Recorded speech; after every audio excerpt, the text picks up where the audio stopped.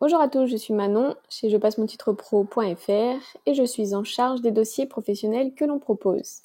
On va aujourd'hui rédiger le dossier professionnel du titre BIM Modeler du bâtiment. On va déjà commencer par télécharger la matrice officielle pour le dossier professionnel fournie par le ministère du Travail. C'est une matrice qui est la même pour tous les titres professionnels. On va donc aller sur jepassemontitrepro.fr et dans l'onglet boutique ici même.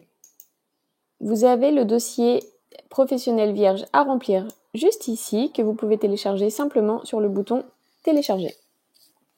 Il se télécharge sur votre ordinateur, vous pouvez l'ouvrir avec Word ou Google Doc comme moi ici, ça ne fait aucune différence entre les deux.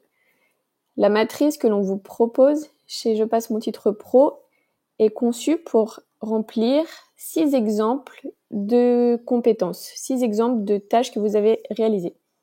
La matrice officielle fournie par le ministère du Travail n'est faite que pour une seule compétence. Vous devez donc effectuer régulièrement des copier-coller pour décrire les tâches suivantes.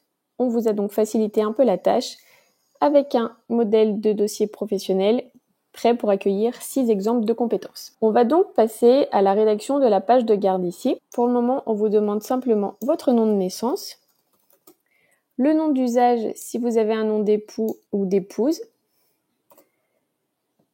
votre prénom et bien entendu votre adresse personnelle et non pas celle de votre centre de formation. Ensuite, vous indiquez ici le titre professionnel visé, donc BIM Modeler du bâtiment. Et on vous demande de cocher, comme c'est déjà le cas ici, si vous êtes en parcours de formation, comme c'est le cas la plupart du temps, via un centre de formation, ou bien si vous êtes en validation des acquis de l'expérience. Sinon, vous cochez VAE si c'est votre cas. Vous n'ajoutez rien d'autre sur cette page, pas de logo, pas de photo, rien du tout, on ne personnalise pas, on remplit simplement les cases demandées. Une fois la page de garde renseignée, on peut passer à la suite. Sur cette page-là, ce ne sont que des informations où nous n'avons rien à remplir. Et on peut passer au sommaire. Pour remplir le sommaire, on vous demande des exemples de pratiques professionnelles. Là, il va falloir vous inspirer du REAC, du référentiel des activités de votre titre professionnel. Pour cela, vous pouvez retourner sur jepassemontitrepro.fr, rubrique les titres ici même, et on va chercher la page de notre titre professionnel, BIM Modeler du bâtiment.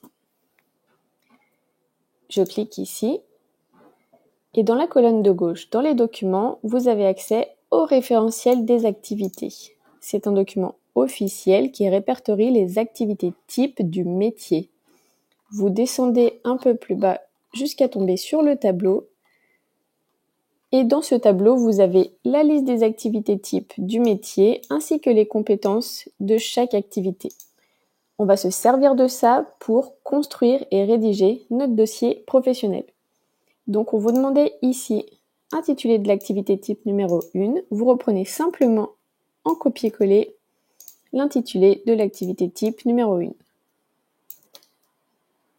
Je fais pareil pour l'activité numéro 2. Et la même chose pour la dernière activité. On ne vous demande pas forcément de décrire toutes ces compétences-là, mais au moins 2 ou 3 par activité. Donc, je vais choisir les 2 premières compétences de chaque activité pour illustrer chaque exemple. Donc, pour l'exemple 1 ici, je prends la compétence numéro 1.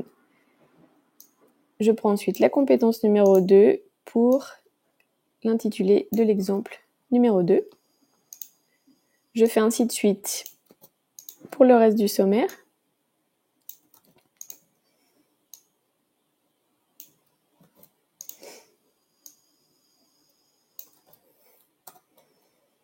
Et enfin, pour la dernière activité,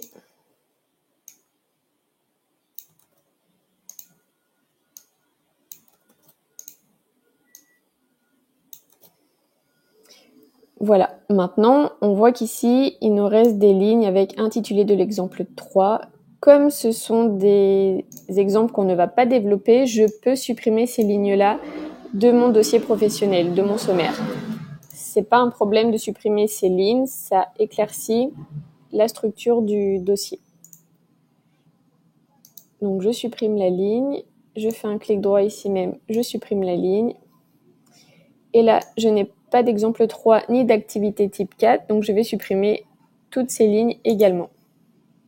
Clic droit, supprimer les lignes.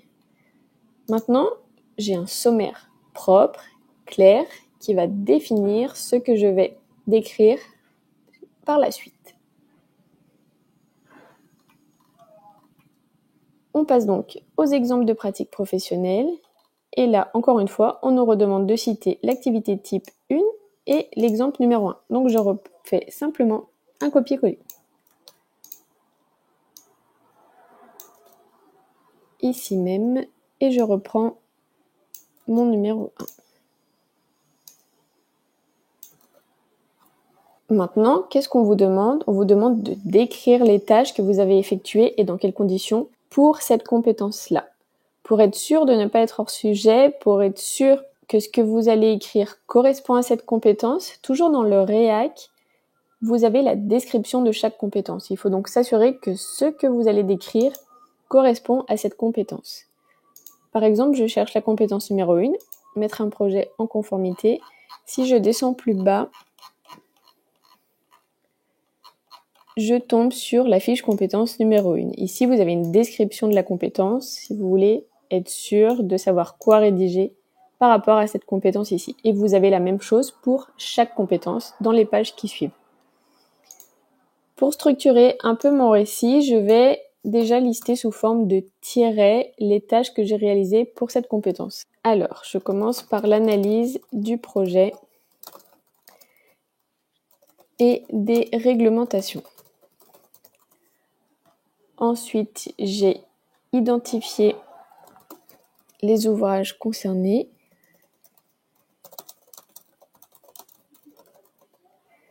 Puis, transmission à l'équipe projet. Enfin, gestion des non-conformités.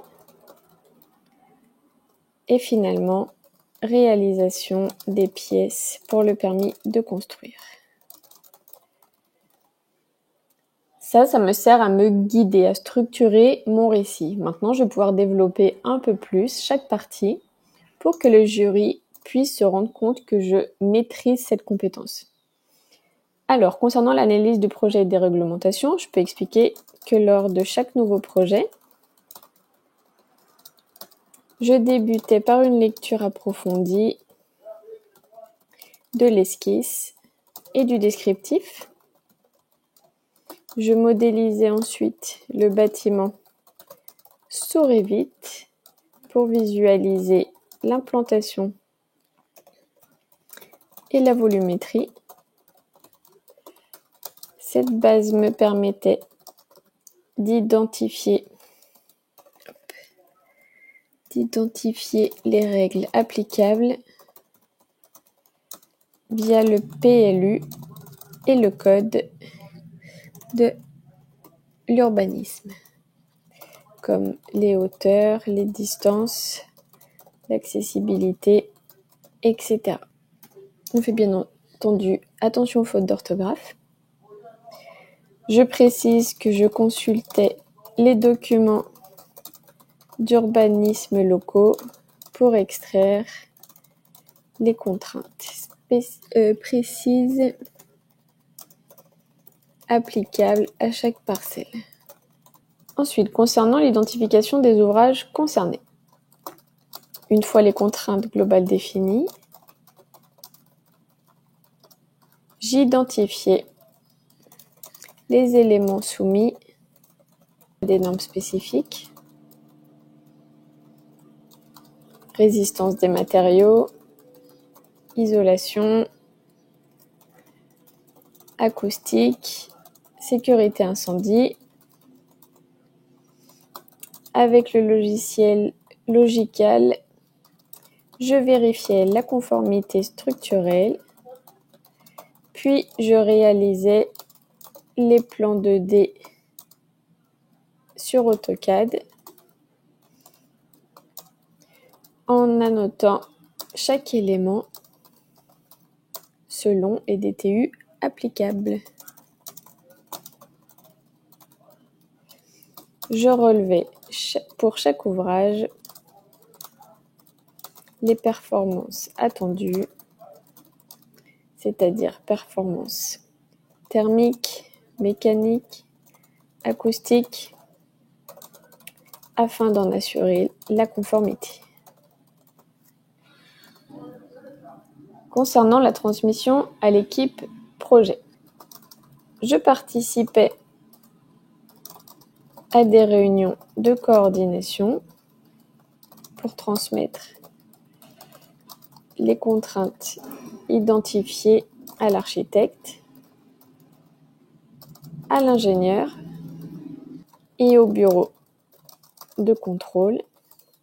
Les modifications étaient intégrées à la maquette Revit pour simuler les ajustements, comme les matériaux, dimensions, etc. et anticiper les conflits. Je préparais des supports visuels à partir de la maquette BIM pour faciliter la compréhension des enjeux réglementaires. Concernant la gestion des non-conformités, donc face aux écarts réglementaires, comme la hauteur, résistance au feu, thermique, je proposais des alternatives viables sans compromettre la vision architecturale. Revit permettait de tester rapidement des solutions, matériaux, épaisseur, positionnement. Je réalisais des simulations de variantes dans Revit,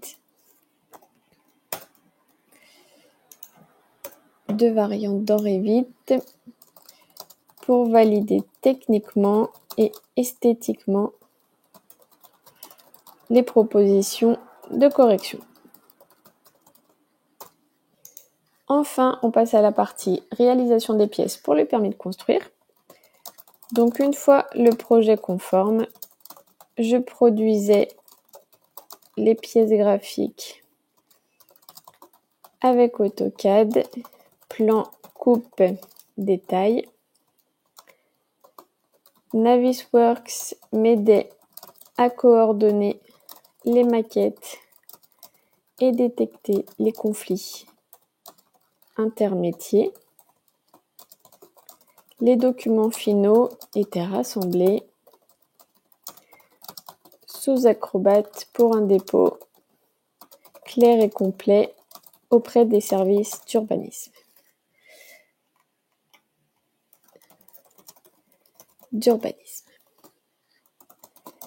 Je rédigeais et mettais en page les pièces graphiques et techniques nécessaires à la constitution du dossier de permis.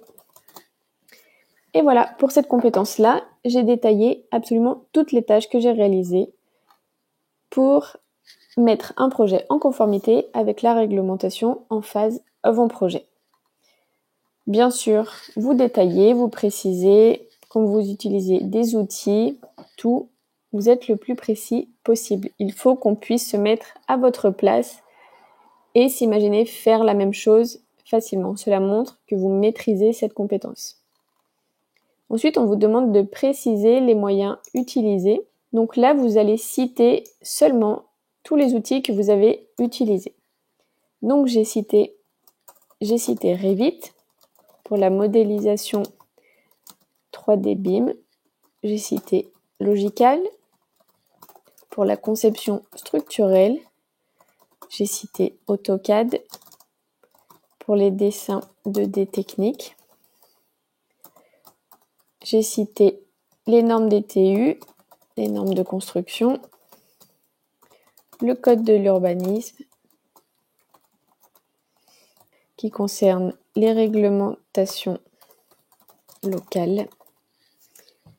Et voilà, c'est une bonne base. Ensuite, on vous demande avec qui vous avez travaillé. Donc là, vous notez simplement avec quel collègue vous avez eu l'occasion de travailler. Donc j'ai travaillé en étroite collaboration avec plusieurs membres de l'équipe projet, avec l'architecte.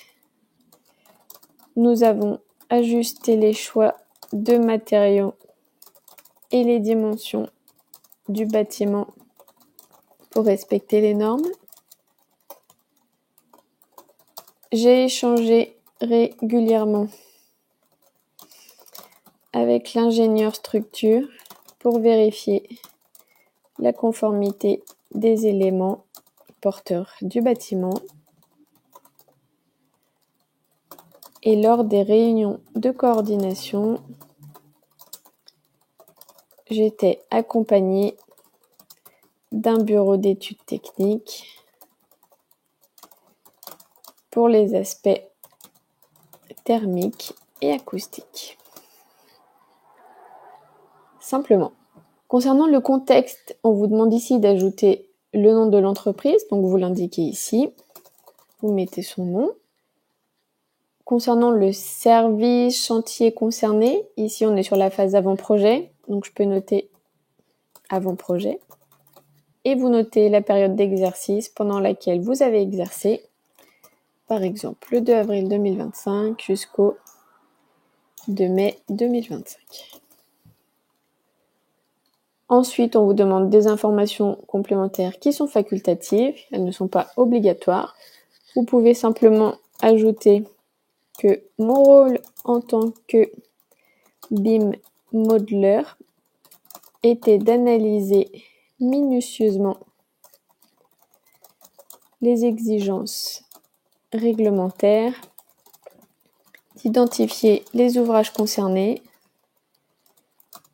de collaborer avec l'équipe projet et de proposer des solutions adaptées aux non-conformités. Le tout en réalisant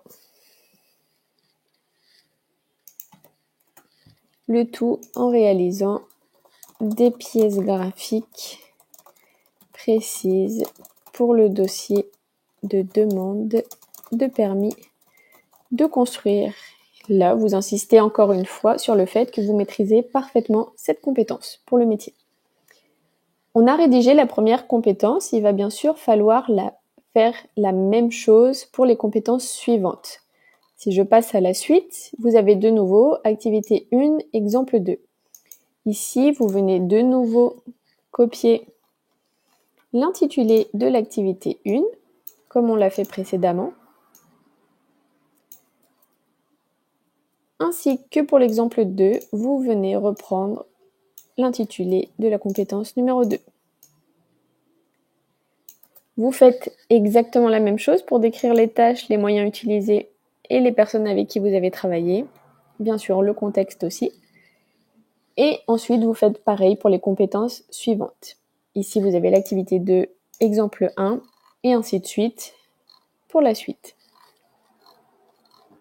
Une fois les exemples de mise en pratique professionnelle rédigés, on peut passer à la partie suivante qui est la partie titres et diplômes. Dans ce tableau, vous pouvez indiquer tous les diplômes que vous possédez et non pas le titre professionnel visé.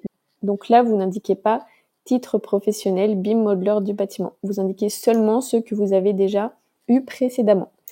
Par exemple, je vais mettre un baccalauréat, ensuite le lieu où vous l'avez obtenu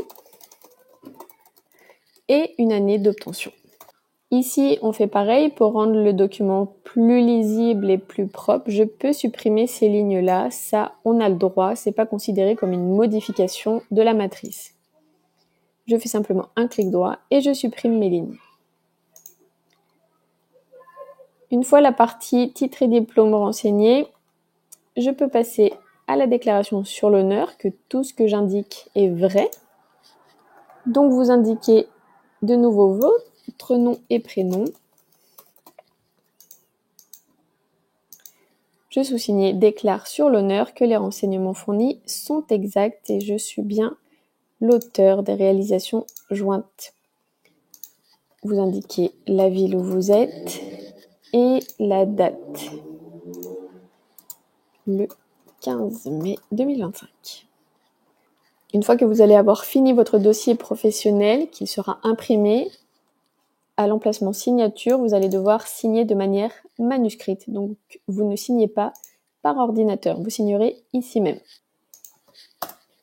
Une fois l'attestation remplie, on peut passer au document illustrant la pratique professionnelle. Dans ce tableau, vous allez renseigner tous les index que vous allez ajouter.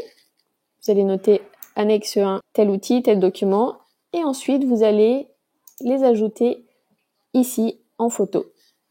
Par exemple, tout à l'heure, on a parlé d'AutoCAD. Je vais donc faire une capture d'écran de mon logiciel AutoCAD que je vais venir coller ici. Je peux faire une petite légende sous la photo pour indiquer capture d'écran de AutoCAD. Ceci est mon annexe 1, donc je viens ajouter ici annexe 1, capture d'écran de AutoCAD. On a aussi parlé plus tôt de la norme DTU. Je vais donc ajouter une page ensuite et je vais venir copier-coller un extrait de la norme. Ici, j'ai la norme française DTU 23.1 pour les murs en béton banché et j'ajoute en légende extrait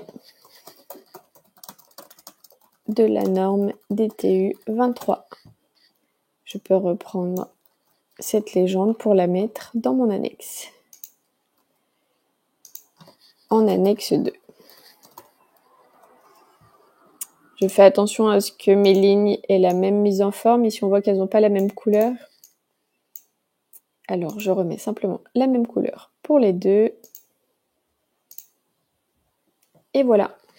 Maintenant, on a terminé la rédaction de notre dossier professionnel. Bien sûr, vous allez remplir toutes les autres compétences qu'on n'a pas remplies aujourd'hui. On a rempli seulement la première, mais vous allez faire, bien sûr, le reste. On vous demande environ 2-3 compétences par activité. 2-3 exemples par activité. Si la rédaction de votre dossier professionnel est encore trop difficile et que vous avez besoin d'un exemple, d'une aide pour la rédaction, chez Je passe mon titre pro, nous avons rédigé un modèle complet pour le titre BIM Modeler du bâtiment. Quand vous êtes sur Je passe mon titre pro, vous allez sur la page du titre professionnel BIM Modeler du bâtiment et vous retrouvez ici même ou bien dans la colonne de gauche dossier professionnel, un modèle de dossier professionnel complet pouvant vous servir à titre d'exemple. Bien sûr, il faut le personnaliser en fonction de votre propre expérience professionnelle. Vous cliquez simplement sur acheter, on va vous demander votre mail et un paiement de 4,90 € et vous le recevez sous quelques minutes directement dans votre boîte mail. J'espère avoir pu vous aider pour la rédaction de votre dossier professionnel. Je vous souhaite bon courage et je vous dis à bientôt. Merci.